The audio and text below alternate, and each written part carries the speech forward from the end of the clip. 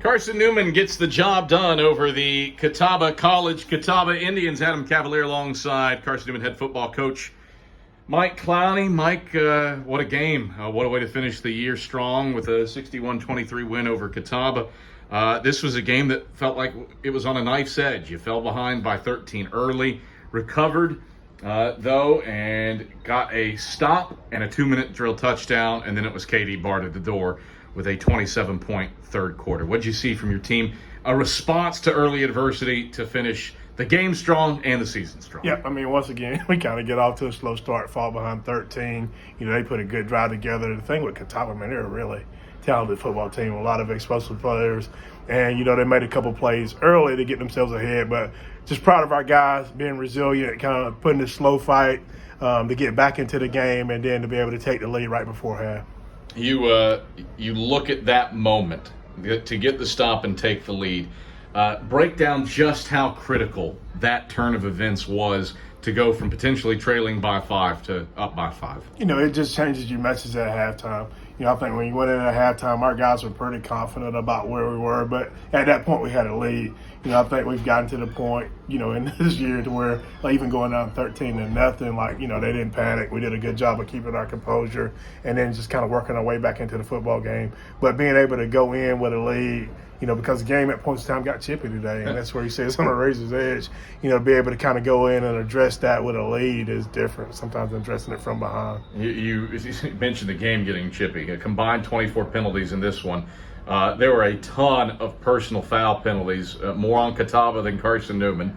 How do you talk about poise? Break down how your team was able to maintain poise for the final portion of this game, as it did get a little bit itchy and antsy. Yeah, I mean, it's like one of those things, like you want a team that plays football on the edge. It's kind of what this game, calls for you to do, but you have to be in control of yourself. And that's one thing that we talked about. It's just, be in control of ourselves. We can't control what they do, but if we'll go and attack, from a football perspective, then it puts us a lot more in control of the game, and then we have to deal with those other little things a lot less. And I thought we were able to kind of do some of that in the third quarter.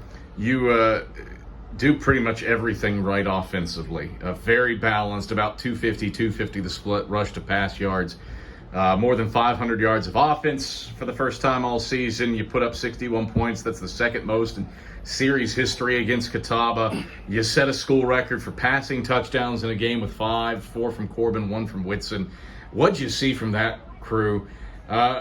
Pretty much moving the ball at will from the second quarter on. We didn't throw it well early, but then we were able to find Braxton. What a day for him today.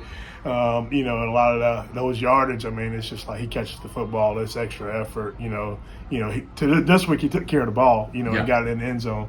But, I mean, just testament to him and his effort and what he's capable of doing as a player. And then, Cade catches the long ball down on the sideline, to kind of give us some momentum in the passing game. And I think once we got that momentum, we kind of backed them off a little bit to where we could kind of completely run the full offense. You talk about Braxton Westfield. Let's see. Matches the single game record for passing or receiving touchdowns. Ties Tank Black for 4th all time in career receiving touchdowns. He finishes the year with 3 straight 100-yard games. Becomes the 6th guy with 100 catches in a career. What kind of cherry is this on top of a nice dollop of ice cream for his career? It's crazy. All our guys knew the stats, but we talked about this earlier. When you're coaching, I think he catches the long ball for a touchdown, and everybody goes, that's his 100, that's 100. And so it's just, it was fun to kind of see them hit those marks, just kind of in a regular flow of the game. It really was a senior-driven game. Corey Waters gets into the end zone for the first time in his career on the final catch of his career. How meaningful is something like that? It's one of those things. It's like the situation is tight, and that's where coach wanted to try to get him a pass earlier, and and I'm like, the game, my answer was no. But then we're in that situation where, you need a first down to kind of continue to run the clock. It's long yardage, and everybody's on get the ball to Corey. I didn't realize that Corey didn't have a touchdown reception but they were aware of that, But just to be able to see him have that moment, Corey's a guy that, he struggled a little bit coming back this year, and then just to be able to see that exclamation point for him.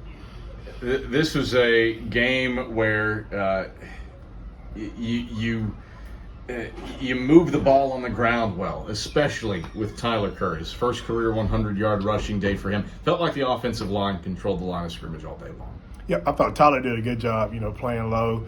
Offensive line, I thought we controlled. That's what we talked about, at halftime. That was our big message, was just kind of them running downhill and us staying on blocks up front. We were kind of like allowing them to slip off.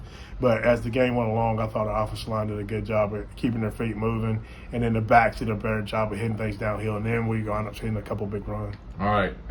There will be more reflection later, but third greatest turnaround in school history, a 5-win improvement from a year ago. You finish the year on a 3-game winning streak. You get the winning season. Break down the progression of this team. Consistency was the word all year long. You had it today. And I think that's the thing that, and it's still, that's what grows you. The consistency is what grows you. We talked about before, anybody can do it once in a while, but, when you put it together, over time after time after time is where you really see the growth. I think the big testament, though, is to our players. We got a group of seniors that hung in there and were determined that, they were going to find a way to win. And then even like we talk about the recruiting process, like we had some guys that bought into our program when we were 1-9. And so just to kind of be able for them to go out and see that, that we weren't lying to them, biggest thing that we try to always do with our guys is be honest about who we are and where we're trying to go. And it's always good to finish out, with a win. All right, Mike Clowney, pleasure as always. Congratulations on a massive win to conclude the season and a winning campaign. Thank you. That is Carson-Newman head football coach Mike Clowney.